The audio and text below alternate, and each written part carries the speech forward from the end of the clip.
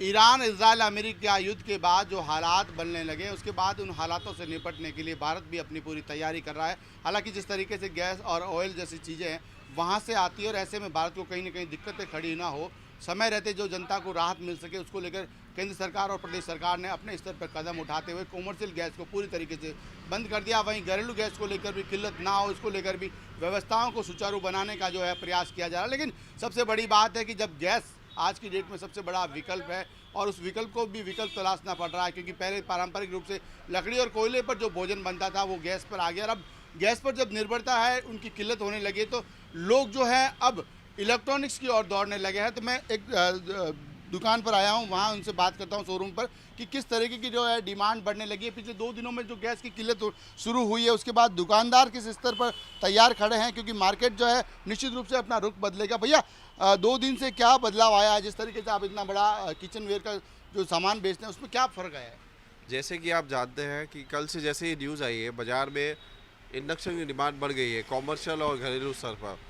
तो कंपनियों ने भाव बढ़ा दिए हैं, आगे माल अवेलेबल नहीं है, तो इससे हमको भी परेशानी हो रही है और कस्टमर को भी परेशानी हो रही है। अब उसका उपाय तो आज की गवर्नमेंट को ही ढूंढना पड़ेगा आगे जाके कि साधारण आदमी क्या करे। आमतौर पर इंडेक्स कितने रेट में मिलता था, अब अचानक इन 2 दिनों में क्या आमतौर पर इंडक्शन अगर आप अच्छी कंपनी का लोगे तो 2 से 2,500 का मिलता है। अब इसके अंदर 10 से 15% की बढ़ोतरी होगी।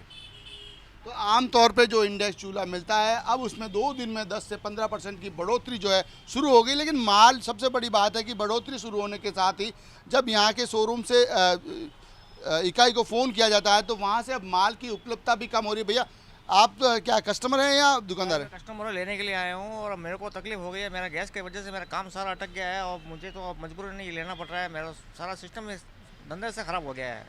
अब मैं आपको क्या बताऊँ, मुझे कम लेना ही पड़ेगा ये। तो क्या भाव बताएं? मुझे तो आप 2 लेने पड़ेंगे। अब एक की जरूरत थी, अब 2 लेने पड़ेंगे मुझे, क्योंकि अब क्या करें, अब काम ऐसा है, होटल लाइन का काम है, कॉमर्शियल काम है, तो सारा सिस्टम मेरा बेकार हो गया है।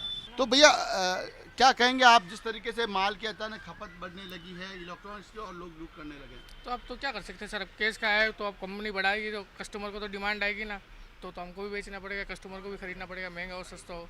अब क्या कर सकते हैं, अब तो जो भी करेगी अपनी सरकारी करेगी।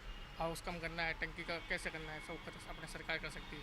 पहले की तुलना में बिक्री पे कुछ बढ़ाव तो हुआ है सर ना, इलेक्ट्रॉनिक में बढ़ाव हुआ है, प्राइस बढ़ा है, कंपनियों ने प्राइस बढ़ा दिया है, जिनके पास स्टॉक बढ़ा उन्होंने प्राइस बढ़ा दिया है। कल रात को भी ऑर्डर लगा, बोले नहीं अभी माल नहीं है, स्टॉक नहीं है, अभी तो थोड़े दिन की दिक्कत आएगी। तो निश्चित रूप से मार्केट में अब हालात बदलने लगे हैं, रुख बदलने लगा है। गैस के भाव बढ़ने के साथ ही अब इलेक्ट्रॉनिक्स की ओर रुख कर रहा है। इंडेक्स चूल्हा हो चाहे गर्म पानी की केतली हो, निश्चित रूप से लोग अब उस ओर बढ़ने लगे। लेकिन मार्केट भी इसके साथ अपना बदलाव कर रहा है, क्योंकि जो स्टॉकिस्ट है उन्होंने अचानक से जो इंडेक्स चूल्हे हैं या जो इलेक्ट्रॉनिक सामान है उसमें 10 से 15% की बढ़ोतरी कर दी। और दुकानदारों का कहना है कि जब कल से ये मार्केट की स्थिति होने लगी, इन्होंने आगे जब ऑर्डर करने का प्रयास किया तो आगे कंपनियों में भी अब स्टॉक अवेलेबिलिटी नहीं हो रही, क्योंकि जिस तरीके से अचानक मांग बढ़ी है तो निश्चित रूप से मार्केट की जो स्थिति है वो बदली है। अब ये हालात कब तक रहेंगे ये कहा नहीं जा सकता, लेकिन फिलहाल जो है इलेक्ट्रॉनिक चूल्हों की रेट भी अब बढ़ने लगी है।